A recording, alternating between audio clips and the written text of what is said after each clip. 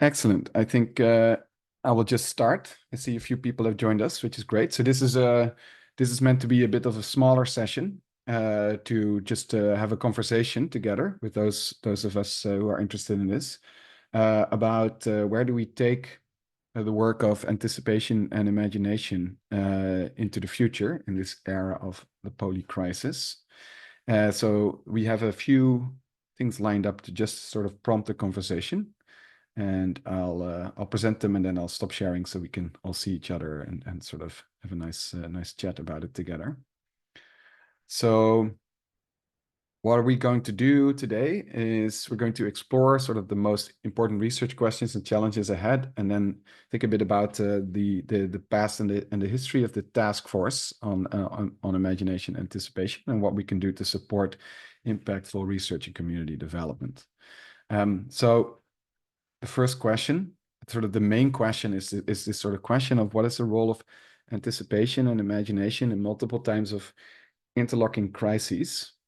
And we asked this question. So once upon a time in the pandemic, actually before the pandemic, I started a Slack group that had, at the height of the pandemic, almost 800 people in it. Many of these people were not active, but let's say that something like, I don't know, 50 people or so were active in it as a sort of board to talk about anticipatory governance and anticipation and imagination. And it was really interesting to have that sort of community alive for a while, and it seemed to be quite valuable um, as a thing, as a place for people to go to during the pandemic. And so a lot of the people that we collected there, we had an email list basically. So we sent out this question: what are sort of key themes that we should be looking at in terms of imagination anticipation? So we sent that out recently, right, to prepare for this session, and quite a few answers came back. And this is sort of the summary of those answers. So a number of people talked about the need for more inclusive anticipation and imagination and a diversity of voices. So how can we acknowledge the cultural and socioeconomic barriers that exist in terms of who can participate in imagining better futures? How can we truly open up anticipation and imagination to different ways of knowing, including those that exist beyond mainstream comfort zones? So this is a very interesting question, a very important question, right? How can futures thinking make use of non-traditional, non-positivist ways of imagining the future, indigenous, numinous, and so on? And finally, imagination as a resource, acknowledging cultural and socioeconomic barriers in imagining better futures. So that's sort of like the resource or infrastructural component. I was speaking about imagination infrastructures yesterday. Then the power of future making. So talking about power when it comes to the future. How can and do power relations impact anticipatory and imagination-driven choices? How can we expose or enable these power differentials to push anticipatory and imagination governance in the space of polycrisis? So the role of power. And again, I think the infrastructural perspective can be quite useful here, but many other perspectives as well. Then practices and institutions of imagination. How can anticipation and imagination practices be more fully integrated with day-to-day action? How do we overcome legitimacy issues of creative, imaginative approaches and institutional processes? How can we embed futures literacy and imagination capacity building in institutions, and how to visualize trade-offs between different pathways forward, which is a bit of a different question. But that's sort of like integration of futures work as something that's part of society. And sort of to add a personal note to that, I'm very interested in an imaginative society also as an end goal, not just as a means to a better future as well. And I think there's a feedback loop between these two things. Then, how to drive policy change. How can the imagination of more just and sustainable futures feed into policies without being diluted to business as usual? How do we create buy-in from stakeholders to implement change? How can anticipation and imagination help inform decision-making on how to use scarce resources in highly contentious settings? And how do we work between multiple skills to drive effective change? And so I would like to take some time now to talk about that, and then we can talk a little bit later about the organization of the task force. So I'm just going to stop screen sharing, and I can go back to these questions in a bit. Maybe, oh no, I think it's probably better. Well, I can screen share as necessary. And let me do that actually. Yeah. So we can keep an eye on the different parts of this. Yeah, I would love to hear from some people and start the conversation. And maybe we can start with this first question. And I'm just going to see if I can keep an eye on the chat and so on. Here's the chat. Please raise your hand if you wish to participate. So Blake, if you can help me a little bit with sort of allowing people to speak. I don't know if that's possible. Yeah, I would love to hear some thoughts about how do we make let me go back actually to the first slide. There we go. How do we make anticipation and imagination processes more inclusive and more pluralistic and more open to diverse ways of knowing? If people have examples of that, or if they have frustrations about it and sort of challenges or questions where you don't know how to do it, and we can maybe think about that together, that would be great.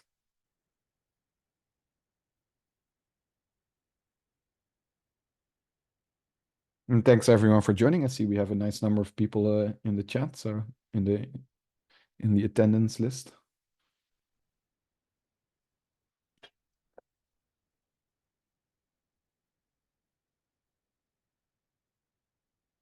You can also write, I think you can also write questions in the Q&A if you have questions lined up, and then we can look at those, and maybe you can then speak up and share if you want to. Both of those possibilities are there. Yeah, so I can talk this a little bit more myself in the meantime while we're waiting for people to speak up. So just to be clear for those who have just joined, this is really meant to be an open conversation. So I'm just inclined for people to just speak up if they want to, just so we can keep the conversation flowing.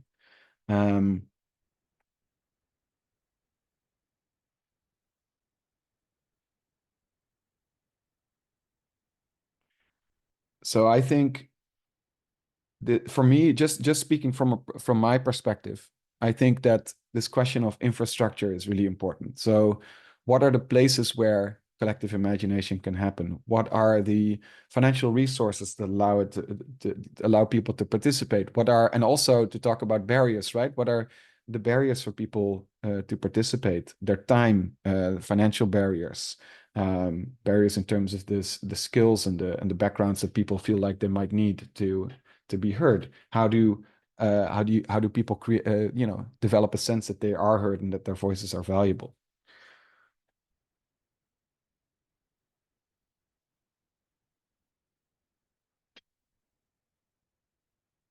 Any thoughts, any experiences, anyone have something from their own experience where this is yeah, I see something in the chat. Oh no, that's Blake. Yeah, you cannot write in the chat. You have to write in the Q&A box, or just raise your hand and then you can just speak, which is maybe the easiest.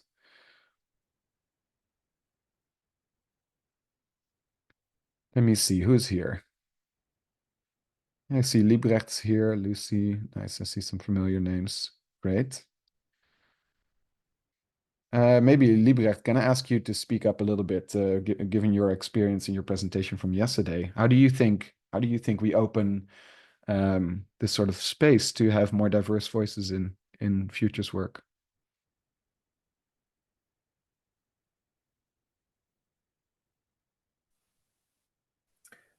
Hi, you. Sorry, is this working? It's I working, just had yes. to change from being a panelist. Sorry.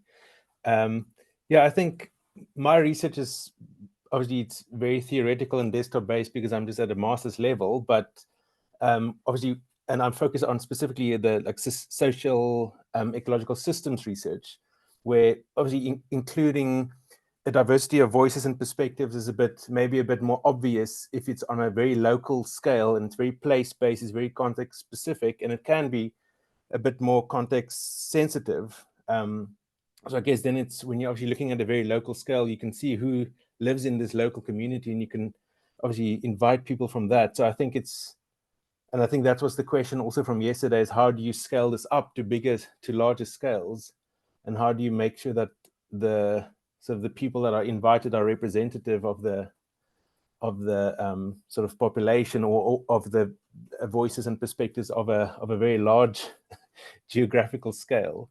Yes. Yeah. So I think it's I think it's, for me, it's just about, I think the obvious thing about it, local scale being an easy way to maybe experiment with this, but then I guess it's like, how do you scale it up then, using the insights from all these local place-based studies? And that's also where I have a question about how is that actually done. Yeah, great. Thanks, Liebrecht. I have some thoughts about that, but I'll let Lucy speak next. Go ahead, Lucy. Hi, morning. I think maybe a challenge rather than an answer. Sorry, Joost. I would be really interested to hear more about how we can start to think about using more qualitative information in when we're creating these imaginations, and maybe there is a lot of that already. I'm not sure, but in a lot of the sort of scenarios and futures and pathways work that I'm familiar with, it's very much based on quantification of what sort of future we might be moving towards. And of course, yeah, as you mentioned here, there's all these sorts of non-traditional and different ways of thinking about that might not be quite as easy to measure. Yeah, I don't know if that's something that I would be super interested in to see if, also from a sort of thinking about justice perspective, how can we bring in these ideas? There's no right answer of justice. There's no way to measure justice. So how can we bring in these much more qualitative and fundamental perspectives? So maybe another question rather than an answer, and I'll think along as well. No, that's a great question, and like I have worked with scenarios that included modeling for a long time, and I have some opinions about it. Yeah, no, this is very clear. There is a real sense that we are a little bit in a lock, or a little bit, I think pretty strongly in a lock-in in many of these foresight processes, where there's just a sense that quantitative modeling has to be involved because otherwise we lose grip on the future, right? So people just feel like, oh, if there's no quantitative projections involved, then it's not real science, or it's not, we can't actually sort of engage with what is really going to happen, which is of course complete nonsense. A lot of the models that people work with have a lot of problems, and they're very limited in their ability to say anything about the future.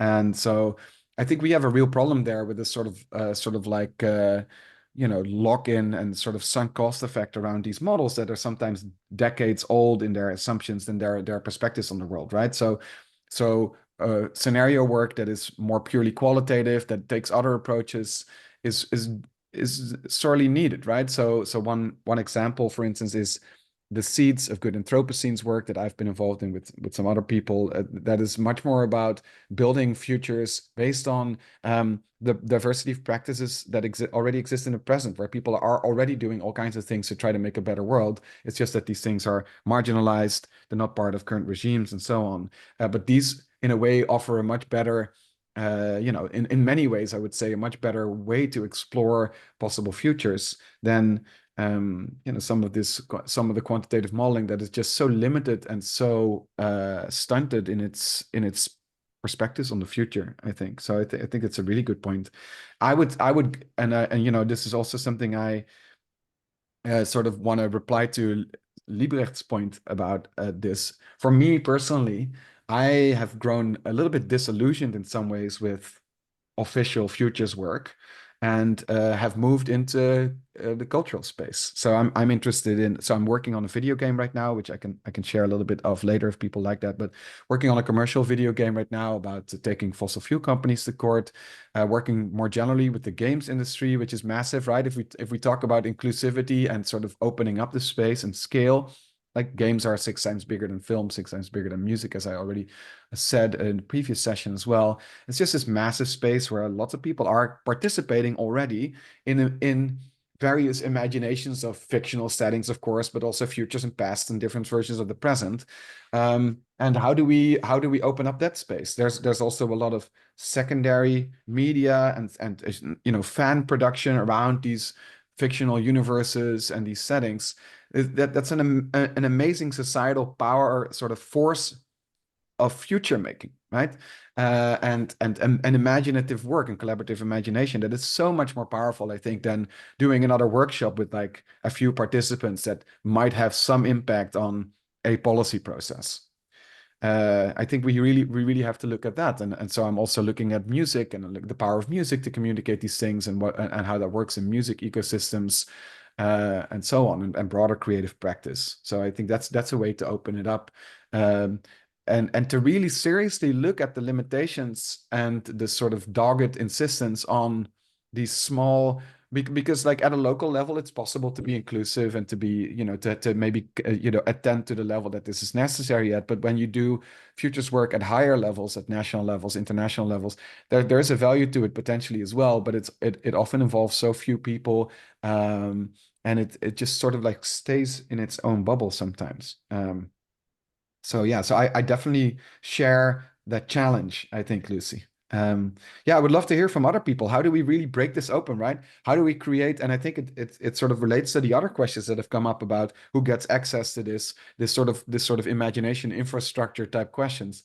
How do we create a society where collective imagination and sort of shared imagination is really at the heart of society in a way that opens up hope and possibilities for the future, and that is integrated with action in the present, right? There are, and let's not pretend that there are not lots and lots of attempts to shape, societal imaginations. There's a sort of a real struggle going on internationally between state and non-state actors to shape global, narratives and national narratives, right? It's already wildly participatory in that sense, but who participates and how and so on is very some of this is very insidious stuff, right? So while, if I want to be a sort of ungenerous, while some futures people are mucking around in a workshop creating some nice visions of the future, our media is a battleground essentially of different imaginaries fighting with each other. So yeah, I wonder if there's any thoughts about that. About this sort of like looking at this futures work from a broader societal perspective.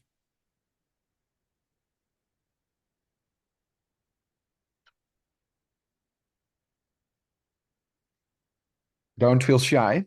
Anything that comes to mind. Let's try to create a sort of atmosphere of open sharing and where you can't make any mistakes. I would like that because we need that. So I'm thanks a lot, Lucy and Liebrecht, for daring to speak up. Just raise your hand and say something about this. We need you. We need you.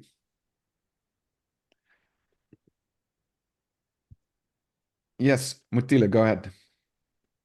Hi.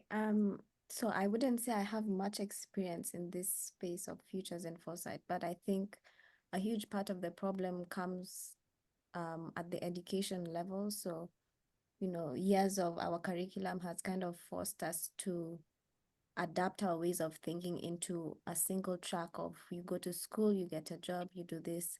And maybe that's a cliche, but I do find that kind of single-mindedness prevents us from being creative and limits our imagination. So I don't know if it's Right. realistic to say that we need to help people learn how to imagine again. Yeah, wonderful. Yeah, Yeah. I'm just taking some notes on my phone here because I want to make sure that we capture everything that people are saying. So so let's talk a little bit about that. So how would you do you have any sort of like proposals or something like that? I can also come up with some things around what does education look like that stimulates sort of our ability to imagine futures more early in life, Yeah. Well, just for an example, maybe early childhood education would need a lot more free play and maybe less structured learning. Yes. So just allowing children to interact with nature and the things that are around them. I know that's a bit of the case already in like Montessori systems, but Yes. just speaking from, I'm from Kenya, and that is not common at all in our education system. So just bringing people back to,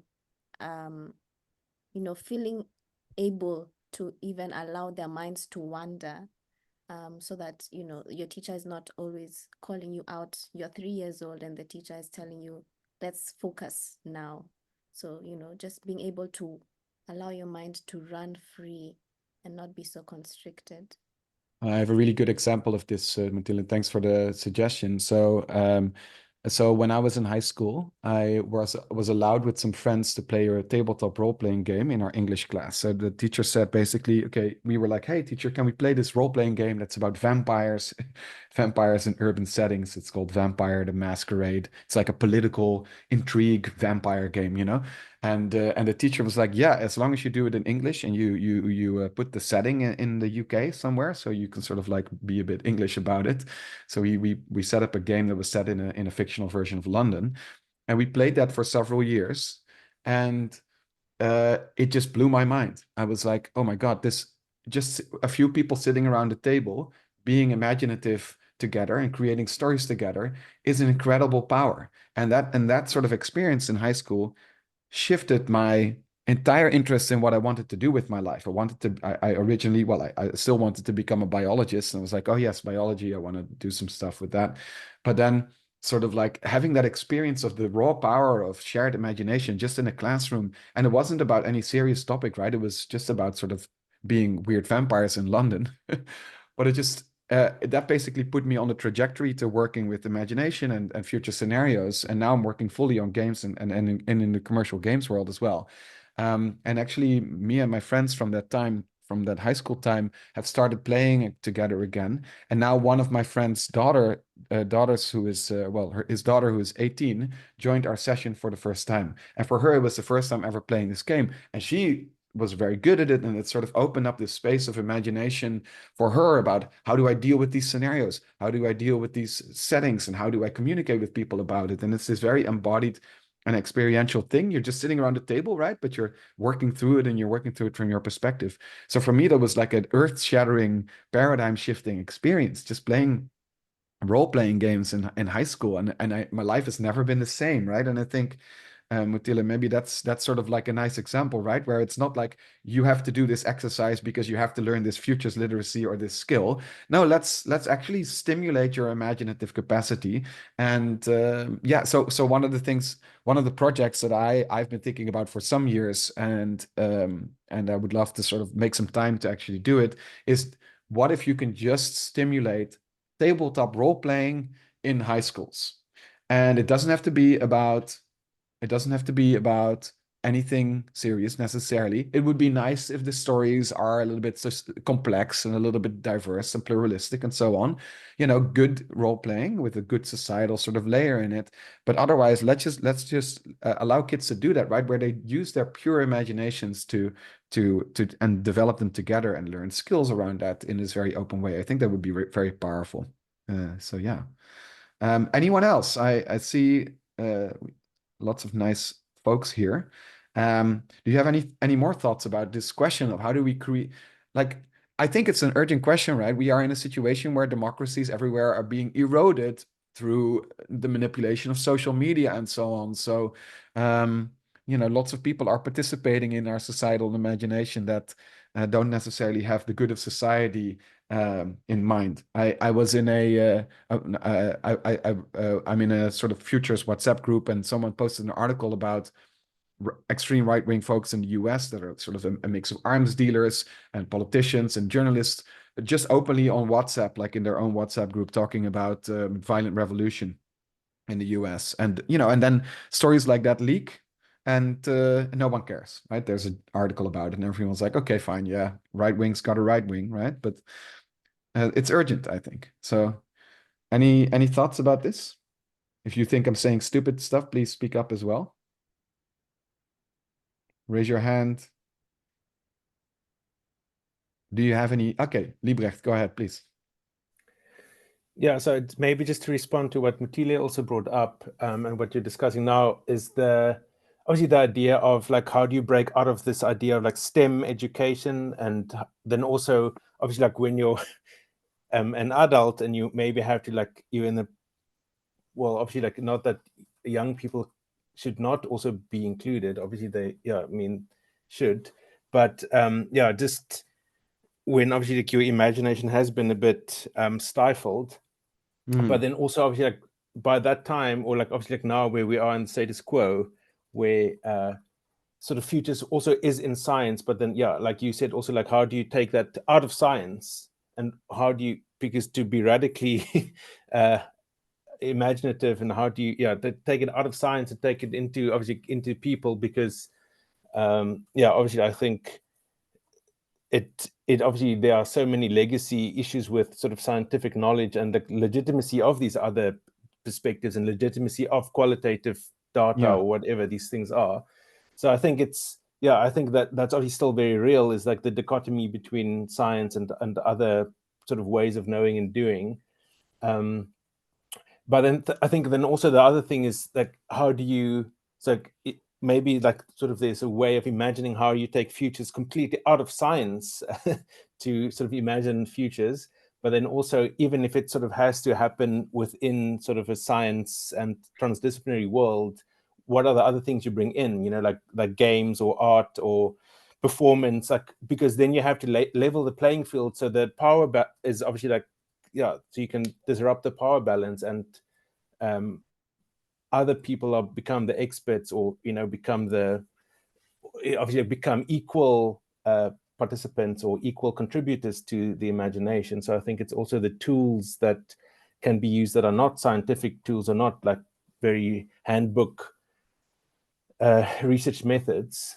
So I guess it's sort of about disrupting the science, the sort of science, that sort of legacy, and bringing in other tools, going beyond obviously that scientific knowledge production and discipline. So just a question for you, Liebrecht, and for everyone here, and I would love to see everyone speaking up about this. The focus of the conference here is about the polycrisis, right? If we take this as a crisis of imagination, but not in the sense that, oh, we don't know how to imagine other futures, but in that sense that I was talking about before, where there are societal interests actively undermining democracies, right? And of course, that is even assuming that a lot of this stuff is good in the first place. There's quite a lot of urgency around this, right? This sort of battle for the soul of the future, you could almost say, that is quite urgent, and there's a lot of very strategic work going into manipulating mainstream media stories. And I sound like a conspiracy theories now, but it's of course just very obvious, right? I mean, I think that this is something that many sort of national intelligence agencies and so on are also looking at. So this sort of like rich tapestry of societal actors who are all trying to influence these narratives and these societal frames and the ways that we engage with the future. It's urgent, and a lot of this is eroding our ability to have a better world, basically. And given that that's so urgent, what do we think needs to, how can we sort of wake up from this sort of like cute futures work that is just like, oh, we're just making these nice scenarios and maybe guiding policy a little bit? How can we actually do something that matters? I wonder if anyone has anything to say about that. It's not a small question, right? But Philip, go ahead. Yes, I just take this wake-up call you mentioned. We have to probably understand that there's the wake-up call all the time with many of the people in the world, and it's done by the rooster, the buck, buck, buck, wake up. It's every day in the world, and it's also in the cities. It's on many of these Catholic buildings, and so we have to use the facilities which are there. We have to use the symbols which we have. We have the football. It's a symbol of a ball. It's a symbol of a world. So we have to interfere in all these most important realms in our society, which affects the emotions. So football is one of them, and the religions are the other ones. Yeah, interesting, right? So this is getting back to this sort of like this notion of imagination infrastructures. And thanks for that. That's really wonderful. Like, what are the resources, right? If we talk about seizing the means of imagination, so to speak, right? What are the resources that are there that are already constantly shaping societal imaginations? And how can they be mobilized and used for more radical futures? I wonder if there's people who have other examples like that. Like I was in a meeting with some people the other day, and I'm in a metal band. I'm in a metal band that does pretty well. Like we play lots of shows nationally and internationally and so on. But metal is really a genre that's full of Nazis. Especially black metal. Like no, maybe I should not say metal as a whole, but black metal, the style that I play, there's quite a lot of at least right-wing sentiment and also quite a lot of extreme right-wing sentiment. Obviously, these are not the people that I hang out with. Our band is very progressive and leftist in our politics, but there's a way in which the incredible energy that goes with metal, this incredible powerful energy that in the case of black metal, I don't know if you know black metal, but it's this sort of like Norwegian based music in a way that's very nature oriented. It's very mystical. It's highly romantic. It's about the individual in nature. It's about power. It's about wildness. It's about not being, governed and so on. And it just has this link with right wing sort of like Blut und Boden type ideology that needs to be broken, right? And so with my band, we're trying to break that link between the power and the mystical and the depth and the so on of the music and the politics and mobilize that sort of like intense experience for leftist politics. Another example, I think, where is the energy, right? And where is the sort of authority as well? I think of someone like Andrew Tate, a gigantic asshole, right? But who is a kickboxer, right? And so he derives his sense of sort of patriarchal masculinity and the way he's sort of impressive to young men, I guess, is by having been, a world-class kickboxer at some point, at least in some division, and sort of mobilizes that. So I've been thinking about, I'm a kickboxer myself. I do Thai boxing, kickboxing, Muay Thai. And I've been thinking about, okay, so where are the leftist kickboxers? Where are the kickboxers who are sort of speaking out for progressive goals, for sustainability, and so on, who show that sort of like intensity and that energy and that power does not have to coincide with patriarchal, dominant, colonial and so on, masculinity and strength and all this other bullshit. Right? This sort of what are this? So I work with a sociologist called Erica Summers Effler on emotional energy and sources of emotional energy in society. And I think what you're saying is exactly right. Right? Where are these sources of emotional energy that are now so often mobilized by the right? Right? I think of spirituality is another one, right? You mentioned religions, and I think a lot of this sort of yoga spirituality is more and more getting, conflated with right-wing politics. And I think there's just a lot of missed opportunity for people who are more on the sort of sustainability and progressive side of things. And we're getting very overly political, of course, but I think we need to, right? We're in this crisis. So more thoughts about this from anyone. What do you think? Are you maybe personally involved in anything that you feel like has a high sort of, is it like a source of emotional energy, a source of societal imagination, but that's not really being mobilized for sort of opening up to more radical futures? Just curious. And I really think that's the conversation we need to have, right? And there's a role for Foresight of Futures work in this more specific way as well, but I think it's quite minor actually.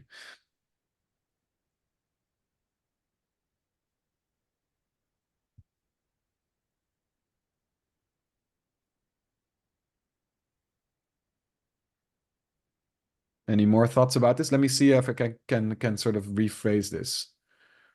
So I see these spaces, right?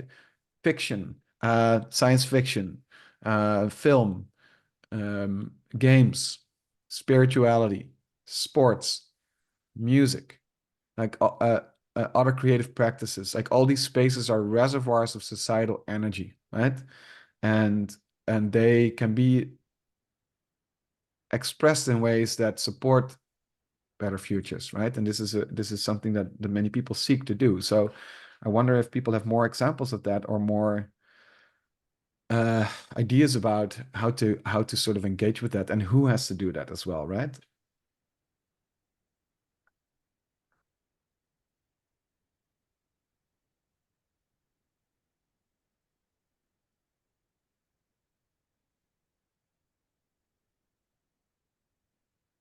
Let's just see if we have another. Lucy, you've unmuted. Do you want to say something to this? Can you hear me? Yes. Sorry, I was actually, I hadn't realized I'd unmuted, but I was thinking aloud. So now I'm going to think aloud, and you can all hear me. Yes. I was thinking about some work that I've been doing in the past with waste pickers, I was mostly working in Kampala in Uganda and in Ahmedabad in India. And in both cases, we were trying to look at sort of where were, we were trying to see if these success stories, arguably success stories in some ways, where cooperatives of waste pickers had partnered with local government to say, well, actually, we're providing recycling services that are more efficient and more inclusive than some of the more technical solutions that you're employing. So can we have this recognized, and having this sort of, and it's not a conventional solution. It doesn't fit with this idea of modernity being high tech and economically efficient and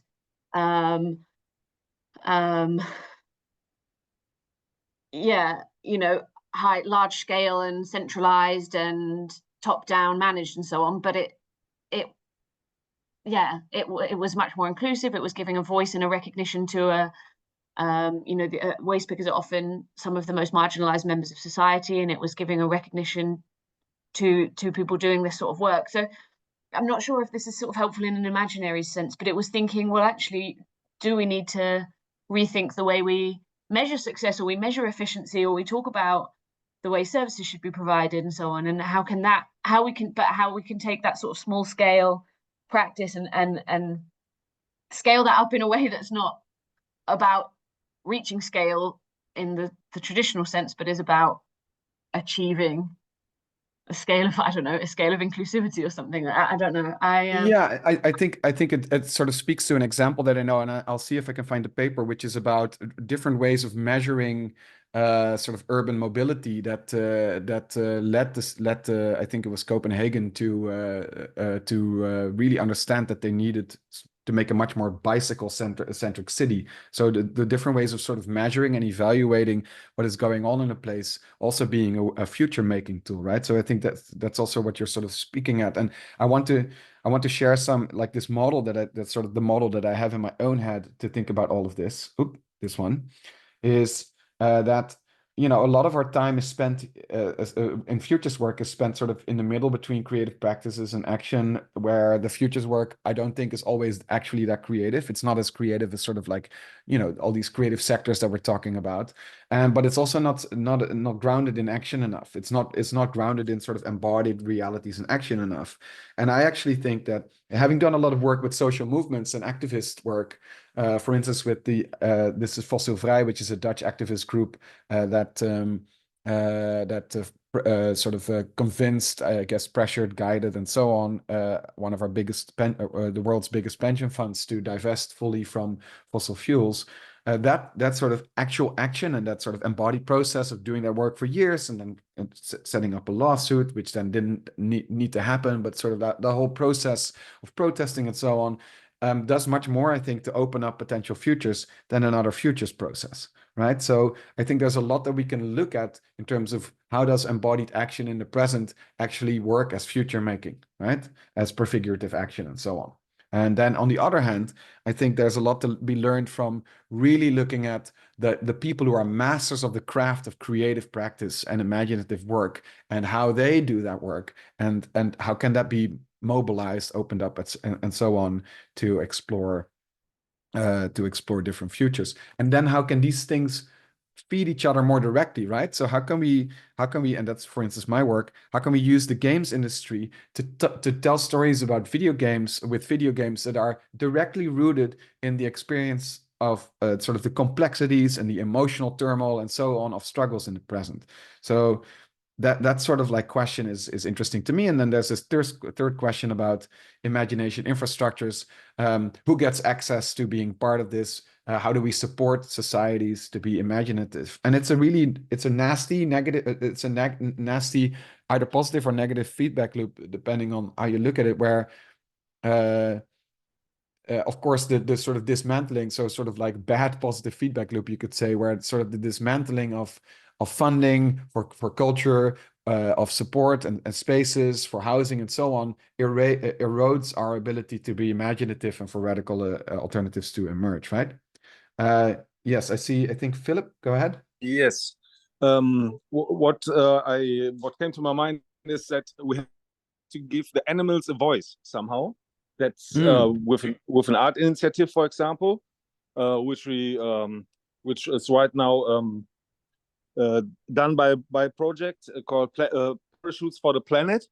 They distributed 4,000 banners, like 4 meters size, all around the world in the last 10 years.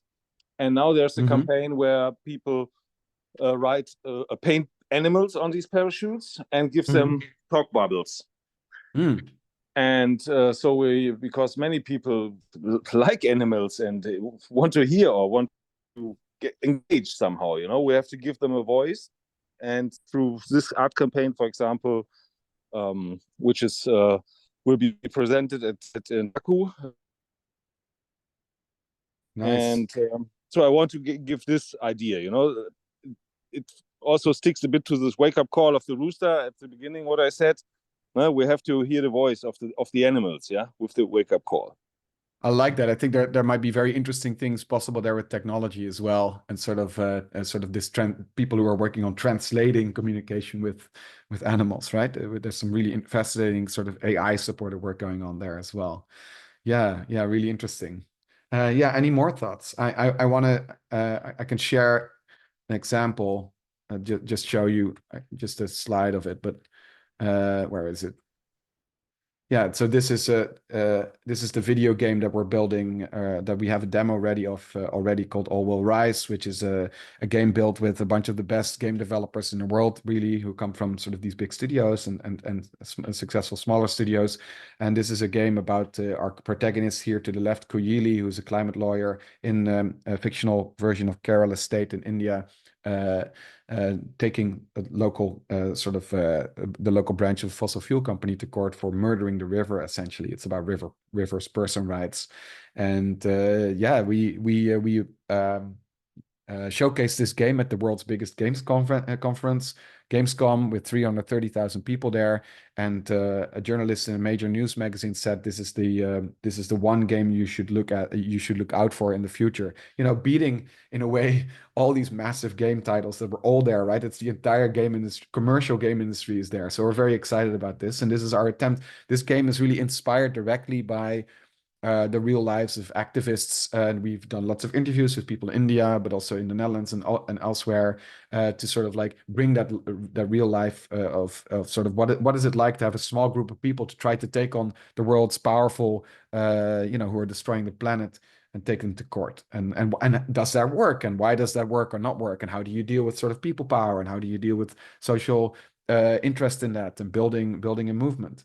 So that's like an example of really breaking out of that small workshop space where we're sort of making interesting futures. I can show you more of that game if you want to later, but we can keep talking. Mutile, go ahead.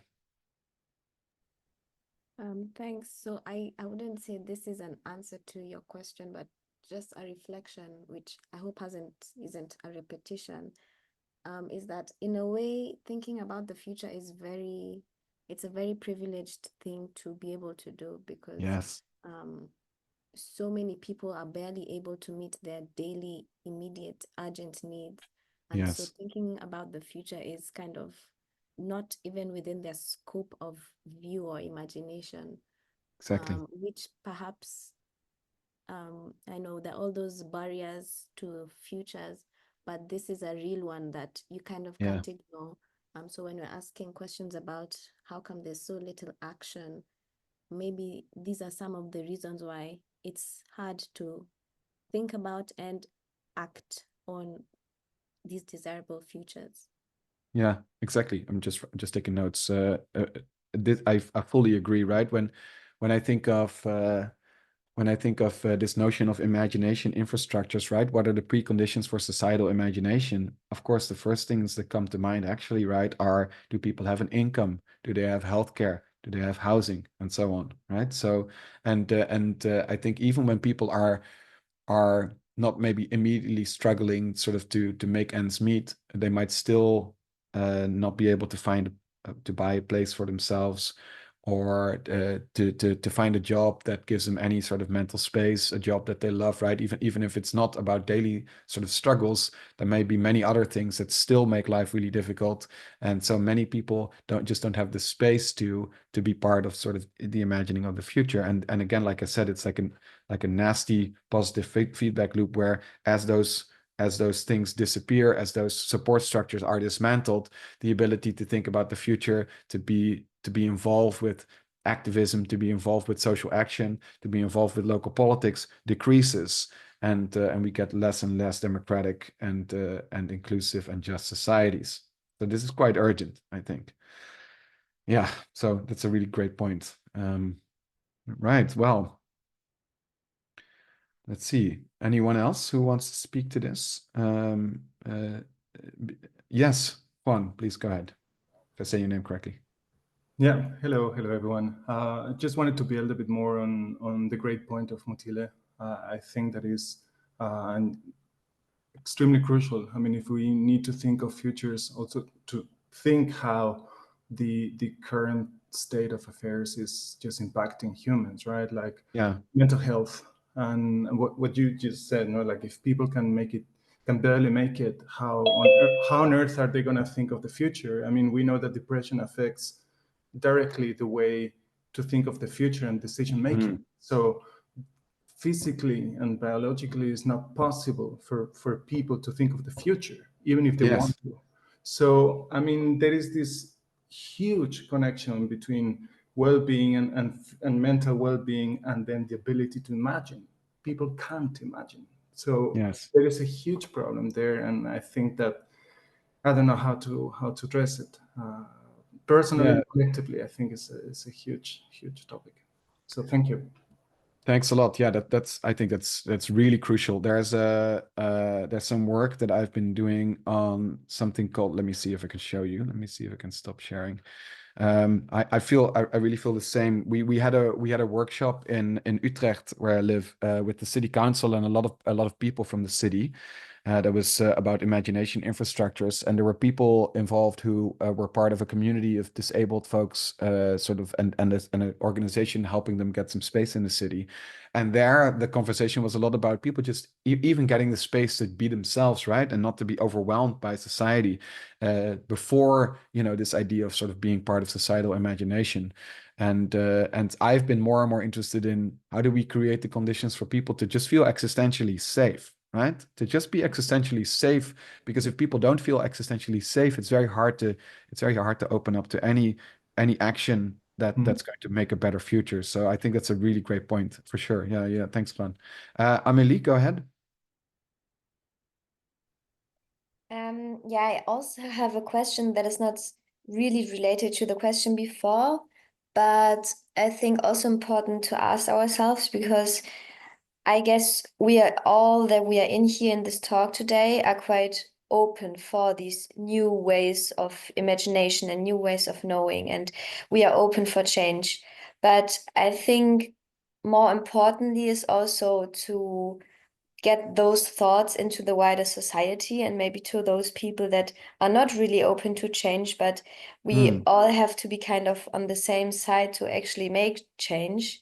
So my question is like how to communicate this to people that are not within this bubble and might also disagree at the beginning, but yeah, that it could be possible with like good communication to make a point. And I don't want to say to convince other people, because I know there are different like realities and different worldviews, and we don't know what is right and what is wrong, but I don't know, to have an open conversation and maybe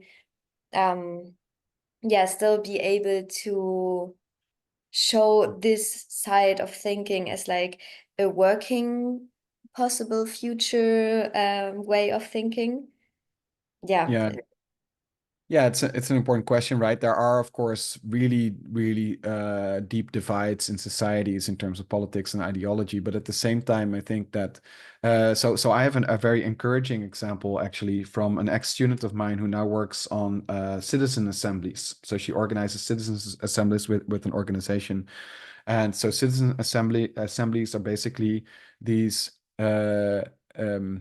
spaces that are created where a bunch of randomly selected people are being brought together. They're getting paid for it, so they have a reason to come, you know, which is always, of course, the hardest thing. But they're in a number of sessions of one day, 5 sessions of a day, to answer some kind of policy question. So some local question about waste or a public space or something like that, something complicated, you know, or are we allowed to light up fireworks at New Year's, right? So these types of questions. People are brought together and they're just provided information. This is often organized on the sort of the initiative of certain political parties, but then the local government agrees that this is a good idea and they organize this together.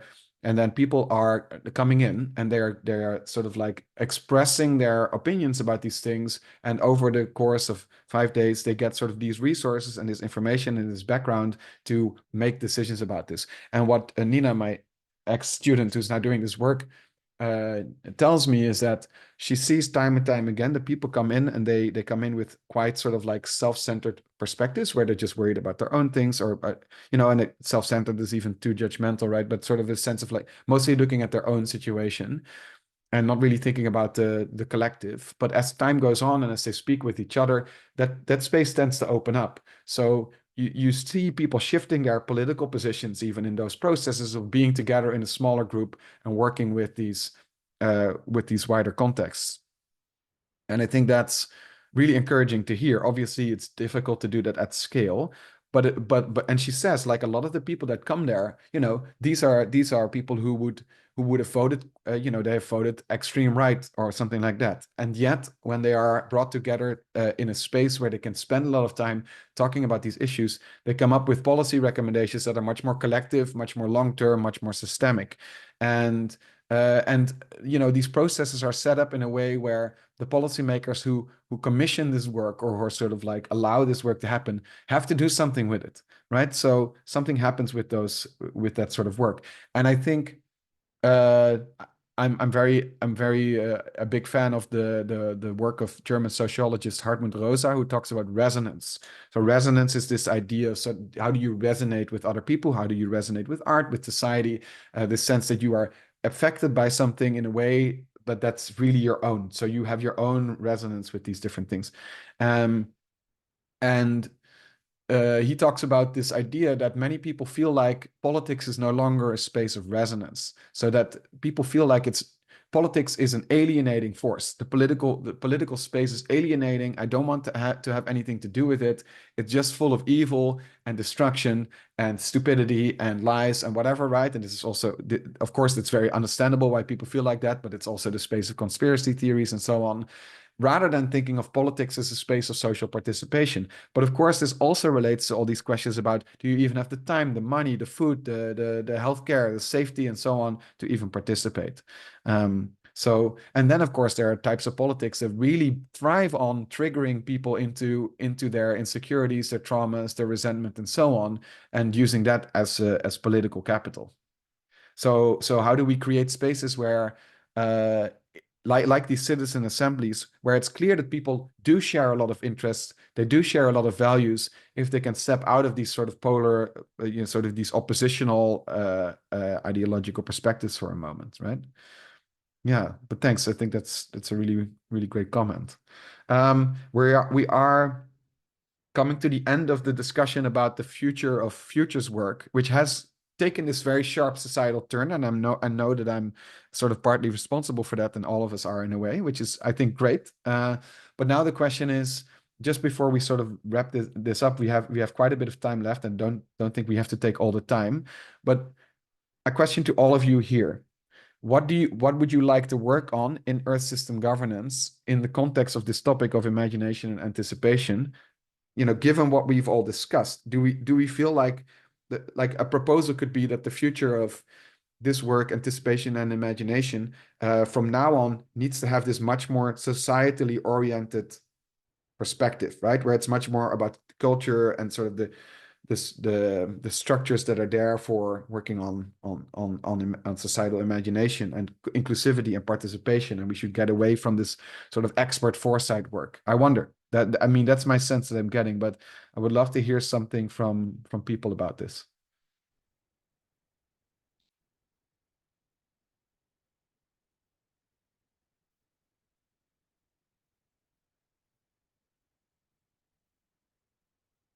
Let's see. What do you like? Let me ask it maybe more. Okay, there's a Q&A question here. Oh yeah. That's something Mutilla wrote that we already got to address, which is great. So what do you want to? Let me ask you. As you know, I'm someone who's sort of like very active in this space of anticipation and imagination, writing a lot of articles. I'm guiding lots of PhD students. I'm doing lots of stuff with society around this. What do you want to work on in the future in this topic? And where do you need the help? And where do you need connections with other people and so on? Like, let's get practical for a moment before we wrap things up. Yeah, and be selfish, you know, think about your own career, think about your own interests, and just let us hear it. I'm curious. Hey, Mariana, good to see you.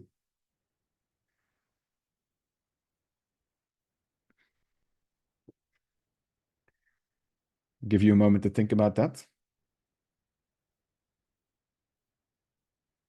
Really shifting, right? We've been speaking for so long now about the sort of this collective needs, but what do you need? What do you need personally to work on this for yourself? What are the limitations, and how can a community like this task force help you with this? Love to hear. I'm thinking about it myself as well. What do I need? Yeah. I'm in a position of great privilege. I have lots of contacts and lots of connections, so I don't need that much, but I'm still thinking about it. Mutilla, go ahead. Okay, so this is not really something I've ever thought about before, so not structured, but I'm just thinking that coming from my context, I think people need to regain agency and the feeling that they participate in society and not that society is made and they participate in it, if that makes sense. Yeah. So just our political and economic structures are very somewhat alienating. So kind of reimagining how that could look like, where people, and I know already there's a lot of conversations about public participation, but I don't think that it's actually real. So I don't even have an idea of what that would look like, or like a concept or a project, but I think that's kind of the main concern, so that when we see that the government is not working, then we take it into our own hands and make things work for us. That's a huge concern that we have in Kenya, at least. And what and is there a role that you see for yourself in that? Mina, and it sounds like that might be a question that's a bit early, maybe, but maybe something to think about. But I'm curious. No, I can't say I have a clear idea of it, but there's been conversations around this issue on social media. Kenya is going through a bit of a confusing time politically, so if the government doesn't create systems that work for us, how do we create the systems ourselves, and is that possible? So I don't know if that's like workshops, if that's webinars, if that's just bringing futures literacy and kind of systems thinking to more people. But I think at the bottom of it is to allow people to regain agency. So not feeling like they have given all their power to these people who represent us, but that they can participate and do things just beyond applying for jobs. Okay, the community is dirty, the river is dirty, can we do it ourselves then? That kind of thing. Yeah. So finding ways to sort of make people aware of their agency. I think there's an interesting counter to that, I think, Mutilla, which is that there's also a lot of people working on making people who are in the system, you know, the powerful actors in the system, in business and politics and so on, aware of their moral agency, right? There's a lot of people who they're not sufficiently aware that they are moral agents, right? That they have a moral responsibility, and you know, sometimes people do, and they say screw it anyway, right? But there are quite a few people who are sleepwalking, and I've spoken to some people who've worked in, you know, big international concerns like Unilever and so on, who've sort of like woken up from those spaces in a way, because they just weren't thinking, you know, they just weren't thinking about the moral responsibility that they have. And there's some wonderful work at Utrecht University by Professor Johan Schot, who's one of the sort of leading figures in the transition theory world, about working with global investors to make them more aware of their moral agency, you know, make them moral agents. So I think that's an interesting thing that can happen everywhere. Thanks for that thought. Yeah. Anyone else? What do you need? Yes, Philip, go ahead. Yeah, I was thinking about what I need. Probably some other people would need too. It's a kind of basic income for a certain time with extra money to invest in the good things which has to be done. You know, it doesn't have to be for me, but it has to be for scientists who need the freedom, for artists, for people who want to go, who want to commit themselves to. I think it should be. I think it should be for you as well. Why not? Like, why? Yes, yes, sure. So it's a kind of course, you become a person of an open person, like full transparency. You know, like you have to share what you think. You have to be open. You know, it's a journalist at the end. You know, we have to finance a lot of journalists who can deliver and put themselves on the front line. Yeah. So maybe shifting from, I just wanted to start with that question of what do you need to get us thinking in this last half hour, and we don't, like, again, like I said, we don't have to take the whole half hour, but about what do we do with this task force, right? Because we've talked a lot about this need to shift more towards a societal focus on imagination and how and the things that people need to be able to participate in, you know, future making and in you know, realizing a better future, essentially, that this is something that people really want. I'm sure that maybe some of you haven't spoken, have different opinions about that, and I would love to hear them, but that seems to be the focus. And then the question for us is, the task force here that used to be called Anticipatory Governance was most active, like I said, in COVID, right? So we had this massive Slack group that was very active, and the activity on that Slack group has sort of like naturally died down a little bit. Also, when we stopped having a community manager, but there was a big sort of like community of people, also lots of practitioners outside of academia in that group. And when people had nowhere to go during COVID, everyone was there, or not everyone, but like I said, like 50 people or something out of the 700, 800 people that were there were talking actively about all these questions. Obviously, times have changed, and we are able to do things physically again, and so on, and that means that lives have changed and time availability has changed. But what would you want from this topic in Earth System Governance now? Because we are sort of, Mañana and I are sort of in this lens now, and we're sort of running this lens. And next year there's a physical conference in South Africa, but it might be nice to meet up occasionally like this and just have a conversation about these topics, which might be a little bit easier than having like a big Slack community. Juan, go ahead. I guess that is more like wishful thinking, but something that I would love to see is more artists. I would love to feel that they're essential to national foresight teams, and the artists are part of this decision making, right? As a way to create affective spaces and how to, because yeah, we are masters at navigating uncertainty. So I think that artists, I mean, somehow in these new roles could help governments envision new futures and design policies and based on creative insights. And even museums, I mean, being, for example, policy labs, and where art shapes societal decisions through shared emotional experiences, right? Yeah, that's wonderful. I know quite a few people who are sort of like curators in museums or directors of museums who are interested in this space as well. I am very much in the creative practice, cultural sector sort of space around imagination and futures. I would love to have more conversations about that, and maybe that's something we can set up, like have an occasional conversation like this that we just announce online, and people can join and talk about sort of the role of creative sectors and societal imagination. I'm also aware, though, that there's also other work in the space of anticipation and imagination that's more policy focused, for instance, and that people might want to sort of more policy and governance focused, that people might want to do some work in this space with that as well. And yeah, so I would love to hear about that too. Philip, I thought I saw your hand, but yeah, I want to relate what I just heard. So this is really what I was doing in the last months. We were doing an event called Arts for the Future Festival, which was done in context of the Summit of the Future in New York, but it was internationally done. So there were always 70 events, and we are a group of 70 curators and many more artists.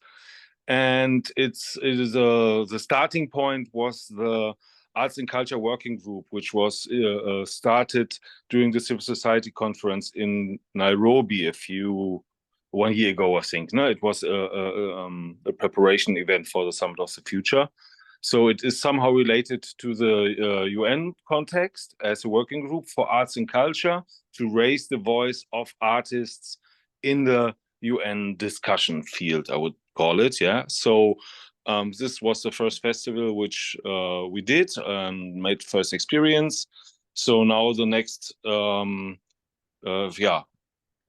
event will be also in Baku. So there's a group, have a look for it, or Arts for the Future Festival, you will find things. And so there are a few people, artists, curators who are already on this way, and they of course need support, and it's not institutionalized in any form till today. So everybody's committing to it without funding. But yeah, there's a movement going on. Nice. That's really great to hear. Thanks, Philip. I've written it down. Yeah, I'm just curious if there's anyone in here from the sort of hardcore policy foresight side of things who's just been angry and furious with this whole hour of conversation about societal imagination and imagination infrastructures. It was like, but what about actual foresight, and what about guiding policies and guiding strategies? Is there anyone here, or is everyone like, no, there's no one? No, none of us are like that, Joost. That's the past. I don't know. I'm certain I used to be that person, so I don't think I would shout like that, but I think I was very much in that space before, so I just wonder. Teresa, are you the one? Go ahead. Hi, thanks.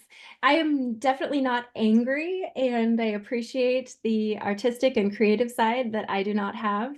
From a policy and governance perspective for anticipation, what we've been doing at TU Munich with partners in Stavanger and Delft and in Ghent is we designed a simulation to look at the geopolitics of renewable energy transition. And it's a hypothetical continent with 4 countries on it. And what we've allowed students to do in 14 sessions so far, almost 300 players have done this game, this simulation game, is that they put themselves into the role of being policymakers, and they have to phase out fossil fuel energy plants that exist in their countries. And then they have to phase in solar and wind as renewable energy. And in order to do this, they have to trade technologies for these new facilities and knowledge. And at the same time, they have to maintain social welfare, so they have to meet the food needs of their population, for example, and all of these competing demands that real policymakers have. And so by putting students in these, I guess, games or scenarios, they have to imagine what it would be like to balance all these competing demands. And then at the end, there's some calculations of how they do. And of course, if they don't do well, then the impacts of climate change start occurring on this hypothetical island. One thing I'd like to see, I guess, in the future is, like, how do we take these types of simulations out of the learning environment, out of the university, out of the classroom, and get decision makers and policymakers to start playing them. And if we had some theoretical frameworks to start testing and evaluating scenarios with decision makers, I think that would be helpful. That's really I'm cool. definitely not frustrated, and I don't have any anger against the creative social dimension of what I've heard so far. Well, too bad. No, I'm kidding. No. That sounds great. That's a wonderful project, Teresa. And it reminds me, I'm looking at Mañana because Mañana and I were involved in a project that was about sort of engaging with policymakers around risks having to do with climate tipping points. And that was a very cool two-stage. It was sort of a hybrid digital and physical role-playing game. I can send you the work on that, but it was basically people negotiating for sort of you know, in sort of COP-like sort of manner around adaptation and mitigation, and then having to deal with climate tipping points emerging, and then at the sort of after having that sort of these rounds of negotiation that were facilitated by the simulation game, to then step 100 years into the future and write a narrative from the perspective of a regular person about what it would be like to live in the future that they just created. And we've done some interesting publications around that project, which is very cool, and that by Mañana. So Teresa, we can definitely send you that work and you can take a look at that. And we also had some considerations and thoughts about how do you co-design and design this sort of work in a way that it sort of like acts as a political intervention. But yeah, I would love to talk more about that. So one thing that brings to mind for me is there is an interesting challenge that I work with. I'm in a new EU Horizon project called Strategies that is about the future of games for sort of sustainability purposes in Europe, but it's very focused on the actual commercial game industry. And there is a big gap between games for education and games for policy on the one hand, sort of serious games and commercial games, right? And bringing these two worlds together, the commercial games have the scale, they have the engagement, they have the resonance, they have the depth and the aesthetics and all that sort of wonderful stuff that people just are lifelong fans of. And then you've got the serious games and the policy games and the educational games that are trying to engage with this sort of simulation side of things. And how do we bring these worlds into contact would be something that I'm very interested in. Yeah, my feeling, and I don't know what you think, Mañana, but my feeling is that this conversation today that we've had earlier, just talking about these themes and now about what needs to be done, I would just repeat this occasionally, just to have an open space where we come together and people present some of the work that they've done in short formats. And we just talk about what we want to do and just make connections and have this sort of like sort of coffee hangout kind of thing where we can learn from each other's work. I think that would be really wonderful to do sometimes as a community, but I would love to hear from Mañana and from others about that format. Just have it a few times a year rather than only once a year. Yeah, I'm happy to jump in, but before I respond, there are still hands up from Juan and Teresa. I guess Teresa has a leftover. Old hands. Yeah, both of them. And I think. Juan, yours too. Sorry about my hand. No worries. Just want to make sure there's not another thought you guys wanted to add. Yeah, thanks, Joost. I think, of course, having occasional semi-structured hangouts to talk about these issues will be valuable just to have more of a community feeling, even though we're not in a conference.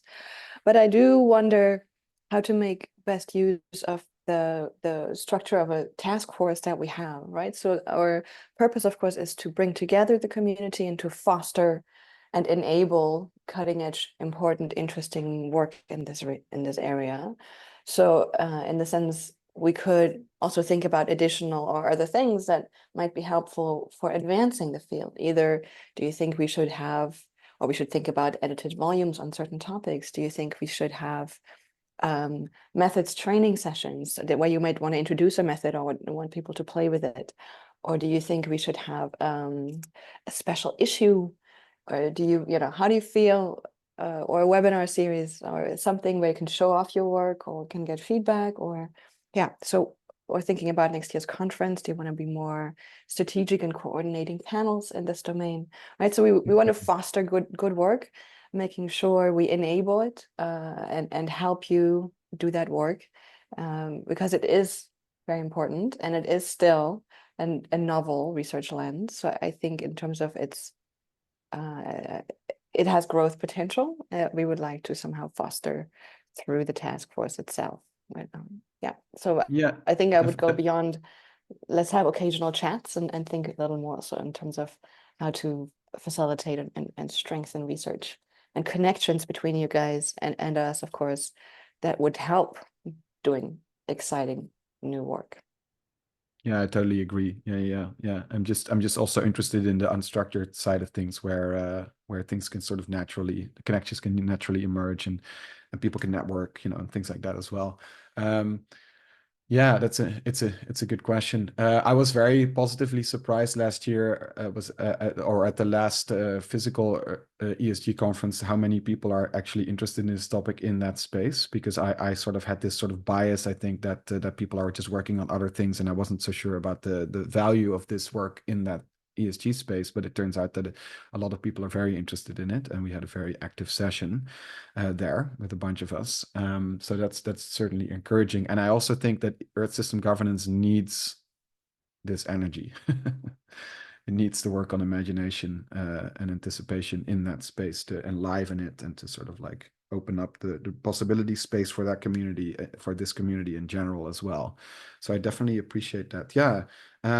I wonder if there's people interested in it, because I think either a special issue or a shared article that's sort of an agenda setting piece would be quite interesting to work on. And also if people already have some ideas about what they would like to do next year, and when we are all, when some of us at least might be coming together in Kruger Park in South Africa. Yeah, that would be great to hear. And if you can't think of it now, you can always send us a message later. But this is a bit of an opportunity to talk about that already, I think.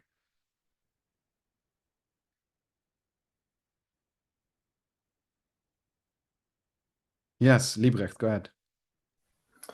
So just to maybe go back, like maybe it's sort of a provocation or yeah, like something like that, just in terms of thinking of the conference next year.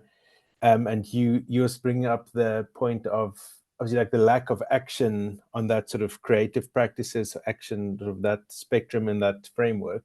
But maybe for the conference, it would be nice if there's something more, instead of like a sort of a panel of speakers or obviously like a very sort of talk heavy session, if there could be like a more action oriented session. So I don't know, like something between the creative practice and the action, that would be something very interesting, I think. Yeah. And obviously like sort of showing instead of saying what it could be about. Yeah, and then, so that's and then especially if we can take scale into account, because I sometimes worry a little bit around like there's a way in which, this is maybe stereotyping, but there's a way in which people sort of, I think there's sort of almost like an intuitive emotional desire to bring more creative practice into this kind of work. But then there's a question of, there's a real risk with the creative practice introduction that it becomes very small and marginal, right? And I think you've talked also about scale, right? So I would be interested in how do we organize then something in South Africa that really also speaks to the power and the potential scale and the sort of larger scale societal engagement that is possible with sort of cultural sector work and creative practice work. That would, I think, be very interesting to consider. So maybe we can bring some people who are in different creative sectors in South Africa to the session and have that conversation with them, right? Yeah. I would love a session like that. That would be brilliant, I think. How about leveraging the site too, in terms of visioning, the future of Kruger Park, right? And bringing the artists or the artistic engagement and linking it to that might require a link to the park management as well. Yeah. But that might be interesting. I think that would be very interesting. Yeah, for sure. Yeah, cool. Okay. Yes, the next the reimagining session is happening as well. And it features me. That's true. I'll be there too. So that's wonderful. Okay. So maybe just to sort of like let things go for now. Liebrecht, I have a sense that it might be nice to keep talking about this a little bit with you as well. I don't want to sort of suddenly steal a lot of your time. but given that you're in Stellenbosch and so on, maybe we can talk a bit about the conference next year. Yeah, any final thoughts from anyone? Really on this question of what do you need? What would you like to be involved in? The things that Manjana has mentioned about sort of how do we do this in a strategic way? How do we build the field? Yeah, we would love to hear from you now or later. Teresa, go ahead. Yeah, I love this idea of doing a collaborative thought piece on anticipation and imagination in environmental policymaking. And I think for us as like if we were to come together as a collaborative team, it would be nice if we tried out some of these technologies ourselves. I don't know if we could think about using some of the latest in shared documents where we can, try out a new technology to us. Maybe there's an app for collaborative writing that we could use, and then kind of put ourselves in the experimentation seat of using a new technology, and then think about how this could be used by policymakers and citizens too, as we're going through the writing process. Nice idea. Thanks. I've written that down. That's cool.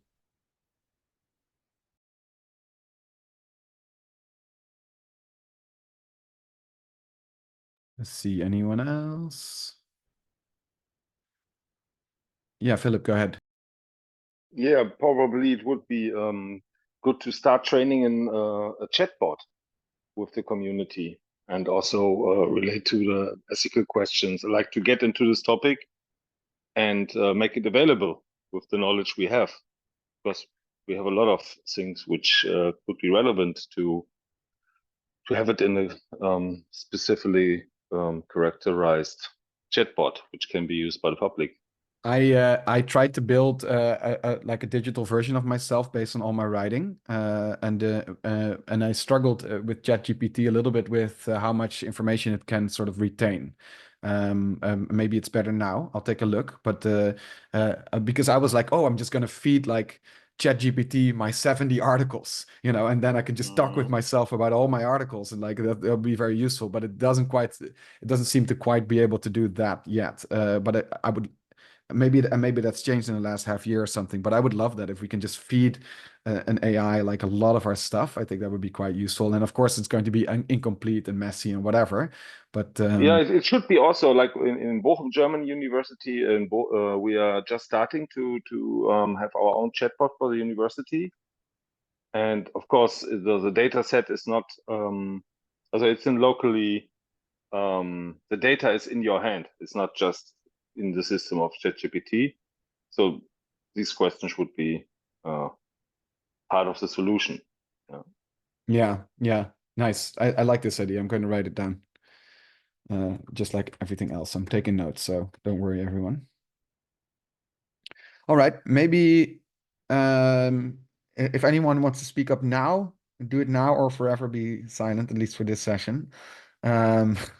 I guess it would be nice for all of us to be able to transition to other sessions. Thanks so much for participating. I loved our discussion. I loved it so much. I thought it was amazing. It cements like sort of a sense I think that we all have around this sort of this dire need to engage more with societal imagination, right? Which is I think is very cool. And this question of who gets to participate and who has the resources, who has the availability for it, and the agency. Yeah, I see Mutilla has written some in comment. I would love to see best practices and case studies from different people and sectors. Good. So that's a good proposal then to take forward. And methods training sessions. Okay, excellent. So one thing I want to say though is that we need help with this, because it's important to sort of do this together. One of the most wonderful things that happened in the COVID time was that a bunch of the sort of early career researchers in the task force just organized a 3-day conference themselves.